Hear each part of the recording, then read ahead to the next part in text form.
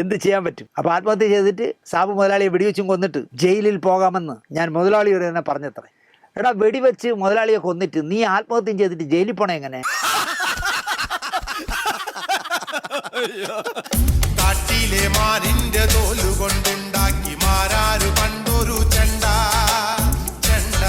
അടിയും കൊണ്ട് പുളിയും കുടിച്ചെന്ന് പറഞ്ഞ പോലെ ആവുകയാണ് കാര്യം. നമ്മുടെ സതീഷ് മേനോന്റെ, കേരളത്തിലെ മുഖ്യമന്ത്രി സതീഷ് മേനോന്റെ മച്ചമ്പിയെ പോലെ നടന്ന ആളായിരുന്നു അഖിൽ മാരാർ എന്ന മഹാനായ സിനിമാക്കാരൻ. അഖിൽ കോട്ടത്തലയിൽ നിന്നും ബിഗ് ബോസ് താരമായി പിന്നെ മാരാരായി കത്തിജ്വലിച്ച ആളാണ്. BMW 20 ലക്ഷം രൂപയുള്ള ബൈക്കിൽ കറങ്ങുന്ന ബെൻസ് കാർ സ്വന്തമായി ഉണ്ട് എന്ന് നാഴിക്ക് 40 വട്ടം പറയുന്ന, കർത്താവ് തരുന്നു, ഞാനത് കൈനീട്ടി വാങ്ങിക്കുന്നു. Bell helicopter, Vande Bharat train തുടങ്ങി സകല ആഡംബരങ്ങളുമായാണ് ഞാൻ ജീവിക്കുന്നത് ബിഗ് ബോസ് കഴിഞ്ഞപ്പോ എന്ന് പറയുന്ന ജീവിച്ചിരിക്കുന്ന മനുഷ്യനാണ് കോട്ടാത്തല മാരാർ. നിങ്ങൾക്കൊരു സത്യം അറിയോ? ഞാൻ ഒരു വലിയ സംഭവം സത്യം. സരോജ് കുമാർ എന്ന് പറഞ്ഞ സിനിമയിൽ വരവ് ചെലവ് കണക്കുകൾ ജഗതിയും ശ്രീനിവാസനും കൂടെ പറയും പോലെയാണ്. ഇങ്ങനെ അടിച്ചുവിടും. ഇപ്പൊ തന്നെ പറയുന്നു, ഞാൻ ഇലക്ഷൻ കഴിഞ്ഞപ്പോൾ എൻ്റെ ഭാര്യയുടെ മൊത്തം സ്വർണം കൊണ്ടൊന്ന് കോഴിക്കോട്ട് കൊണ്ട് വിറ്റു, കിട്ടിയ വിലക്ക് വിറ്റു എന്നൊക്കെയാണ് പറഞ്ഞത്. 20 ലക്ഷം രൂപ വിലയുള്ള എൻ്റെ BMW ബൈക്ക് ഞാൻ 10 ലക്ഷം രൂപയ്ക്ക് വിറ്റു. സത്യമാണെന്നാണ് പറയല്ല. ഞാതായ നീതിക്കാരെ അന്വേഷിക്കണം, ഇയാൾക്ക് ഈ വരവിൽ കവിഞ്ഞ വരുമാനം എവിടുന്നെന്ന്. കാരണം അംബാനി പോലും പറയാത്ത രീതിയിലേക്കാണ് പുള്ളി സംസാരിക്കുന്നത്. എന്തു വന്നാലും ശരി BJP-യിലേക്ക് ഇല്ല എന്നതായിരുന്നു ശപഥം. വേളി വേണ്ട, സമ്മതമാകാം എന്ന് പറഞ്ഞ കണക്ക് BJP-യിൽ പോകണ്ട, പകരം BJP-യുടെ കൂടെയുള്ള 2020-ൽ ചേക്കേറി. ആദ്യം സ്വന്തം നിലപാടെ ഉറച്ചിക്കാൻ പഠിക്കും. 19 പേരെയാണ് ചക്ക പാർട്ടി സ്ഥാനാർത്ഥിയാക്കുകയും അതിൽ സിനിമാക്കാർ തന്നെ 4 പേരുണ്ടായിരുന്നു. 19 എണ്ണവും ജയിച്ച് MLA-യോ മന്ത്രിയോ ഒക്കെ ആകേണ്ട മിടുമിടുക്കന്മാരും മിടുമിടുക്കുകളും ആയിരുന്നു. വിവരം കെട്ട വോട്ടർമാർ ചതിച്ച് തള്ളിയിട്ട് കളഞ്ഞു ഈ 19 എണ്ണത്തിൽ. നമ്മളെവിടെ പരിപാടി അവതരിപ്പിച്ചാലും ഇതാണല്ലോ അവസ്ഥ.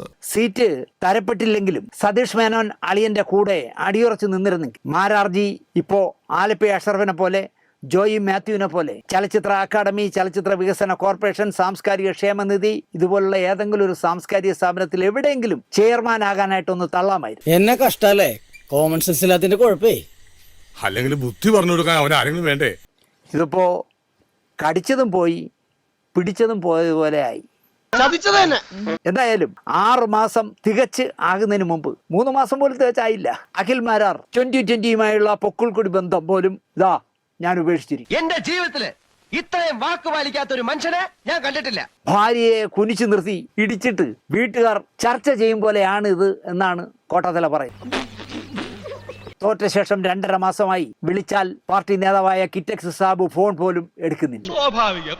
19 സീറ്റിൽ സ്ഥാനാർത്ഥികളെ നിർത്തിയിട്ട് BJP-യുടെ കയ്യിൽ നിന്ന് 40 കോടി രൂപ സാബു വാങ്ങിയെന്ന് അയാളുടെ കൂടെ നടക്കുന്നവരും BJP-കാരും ഒക്കെ മാരാരോട് പറഞ്ഞത്രേ. ഞാൻ ഉൾപ്പെടെയുള്ളവർ ചതിക്കപ്പെട്ടു എന്ന് ഞാൻ പറയും എന്നാണ് മാരാർ പറയുന്നത്. ഇവൻ പറയുന്നത് വിശ്വസിക്കരുത്. ഇവൻ ഭക്ഷണം കഴിക്കാനും കള്ളം പറയാനും മാത്രമാണ് വാ തുറക്കുന്നത്. ഞാൻ 2020 വന്നപ്പോൾ ആളുകൾ പറഞ്ഞു, കൊള്ളാം, അഖിൽ മാരാർ ഉണ്ടല്ലേ 2020-ൽ, ആ പാർട്ടി അപ്പോൾ നന്നായി വിജയിച്ചു വരാൻ സാധ്യതയുണ്ടെന്ന് നാട്ടുകാർക്ക് വിചാരിച്ചു. അഖിൽ മാരാർ ഉള്ളതുകൊണ്ട് അധികാരം ഉദ്ദേശിച്ച് ഒരാളും ഇതിലേക്ക് വരാൻ പാടില്ല. മറ്റ് രാഷ്ട്രീയ പാർട്ടികളെ പോലെ വലിയ സാമ്പത്തിക നേട്ടമുണ്ടാക്കാമെന്ന് വിചാരിച്ച് വരുന്നവരുണ്ട്. അവർക്ക് പാർട്ടിയെയോ നാടിന്റെ വളർച്ചയോ വേണ്ട. അവർക്ക് വേണ്ടത് രസീത് കുറ്റിയാണ്. അത് ഈ പാർട്ടിയിൽ നടക്കില്ല. ചിലർ ഇതൊക്കെ ആഗ്രഹിച്ചു വരും, മാരാർക്കിട്ടൊരു കുത്തുക, നടക്കില്ല എന്നാവുമ്പോൾ തിരിച്ചു പോകും. അത്രേ ഉള്ളൂ എന്ന് കിഴക്കമ്പലം മുതലാളി അടിച്ചു പറയും.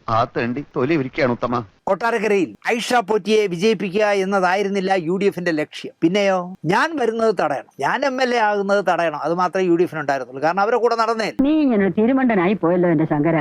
വേണ്ടി വന്നാൽ ഞാൻ ആത്മഹത്യ ചെയ്യും. എങ്ങനെയാണ് പറഞ്ഞ, ഞാൻ ആത്മഹത്യ ചെയ്യും വേണ്ടി വന്നാ പാർട്ടി ഓഫീസിൽ കയറി. എന്നിട്ട് സാബു മുതലാളിയെ കൊല്ലുമെന്ന്. എടാ, സാബു മുതലാളിയെ കൊന്നിട്ടല്ലേ ആത്മഹത്യയായി. കോട്ടാത്തല തിരിച്ചാണ് പറയുന്നത്. ഞാൻ 2020-യുടെ ഓഫീസിൽ കയറി ആത്മഹത്യ, എന്നിട്ട് അതിന്റെ നേതാവായ സാബുവിനെ ഞാൻ വെടിവെച്ചു. എന്ത് ചെയ്യാൻ പറ്റും? അപ്പൊ ആത്മഹത്യ ചെയ്തിട്ട് സാബു മുതലാളിയെ വെടിവെച്ചും കൊന്നിട്ട് ജയിലിൽ പോകാമെന്ന് ഞാൻ മുതലാളിയോട് തന്നെ പറഞ്ഞത്രേ. എടാ, വെടിവെച്ച് മുതലാളിയെ കൊന്നിട്ട് നീ ആത്മഹത്യം ചെയ്തിട്ട് ജയിലിൽ പോണേ എങ്ങനെ?